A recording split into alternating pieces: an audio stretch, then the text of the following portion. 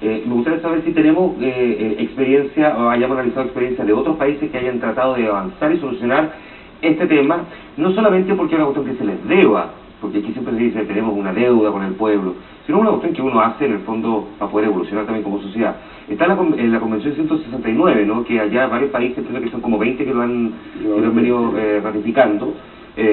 ¿Alguna otra cosa? Convenio 169 en realidad uno podría decir que está pasado a moda respecto a derechos indígenas, porque en Chile se aprobó cuando el Convenio 69 ya estaba obsoleto. Y entonces se siguen haciendo gárgaras con el Convenio 169. Pero sí o sea que la Declaración de Derechos Humanos de los Pueblos Indígenas te obliga a respetar los derechos de los pueblos indígenas. Bueno, eso es pero es que depende cuáles son los derechos, porque cuando usted decía el reconocimiento constitucional, una cosa es decir existen los indígenas, que en Chile no existen en la Constitución, y otra cosa es decir tienen derechos colectivos.